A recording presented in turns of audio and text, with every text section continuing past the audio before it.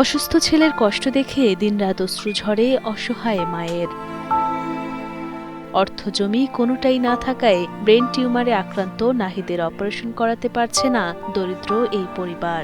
Operation করতে গেলে অনেক টাকার প্রয়োজন, যেটার সামর্থ্য আমাদের নেই। আমাদের ভিটে বাড়িটাও নেই, আমরা থাকি পরের জায়গায়। এখন সকলের কাছে আমাদের একটাই, যে আমার ছেলেটা যাতে সুস্থ হয়ে আগের মতো চলতে পারে, স্বাভাবিক হয়ে আমার কোলে ফিরে থাকতে পারে। সকলের কাছে আমি সেই সহযোগিতা চাচ্ছি। অষ্টম শ্রেণীতে পড়ুয়া নাহিদের স্বপ্ন ছিল পড়ালেখা শেষে ভালো চাকরি করে হাল ধরবেন পরিবারের। তবে সেই স্বপ্ন থমকে গেছে তার। আগের মতো স্বাভাবিক জীবনে ফিরতে পারবে কিনা সেই দুশ্চিন্তায় অসুস্থ নাহিদ। আমার ব্রেন টিউমার হওয়ার পরে আমি তো চোখে দেখছি না। আমার এখন ইচ্ছা করে যে আমি আগের মতো চোখে দেখে স্কুলে যাই, ঘোরাফেরা করি, খেলাধুলা করি, মানে আগের মতো জীবনযাপন করতে চাই। ঝিনাইদহ সদর উপজেলার পশ্চিম ঝিনাইদহ পাড়ার কৃষক মহসিন আলী ও নাসরিন বেগম দম্পতির 2 ছেলে ও 1 মেয়ের মধ্যে মেজ ছেলে ইজাজুল ইসলাম নাহিদ। ছোটবেলা থেকেই মেধাবী ছাত্র সে। 5ম শ্রেণীতে পড়ার সময় মাথা ব্যথা ও বমির সমস্যা শুরু হলে চিকিৎসক দেখানো হয় তাকে। সুস্থ হয়ে উঠলেও আবারও 8ম শ্রেণীতে পড়ার সময় অসুস্থ হয়ে পড়লে পরীক্ষা নিরীক্ষা শেষে ব্রেন টিউমার ধরা পড়ে নাহিদের।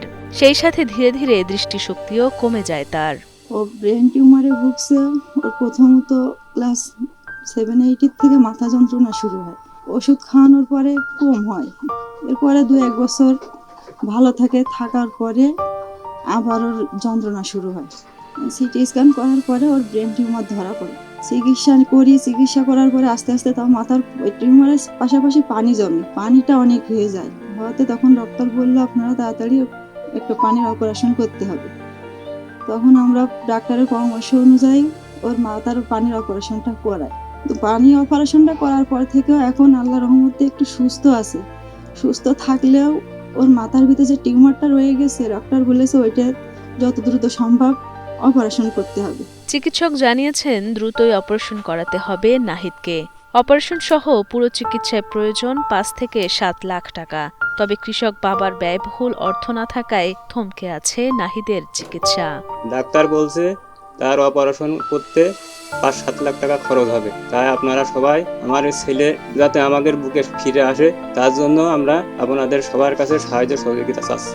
স্বজন ও প্রতিবেশীরাও ব্যথিত নাহিদের কষ্ট দেখে। তারাও চান সরকার সহ সমাজের বিত্তবানদের সহযোগিতায় সুস্থ হয়ে আবারও স্বাভাবিক জীবনে আসুক নাহিদ। ওদের মনে করেন আমরা দেব, সবাই সাহায্য করবে, তারপরে ওদের মনে করেন নিয়ে ওদের একেবারে কোনো কিছুই নেই।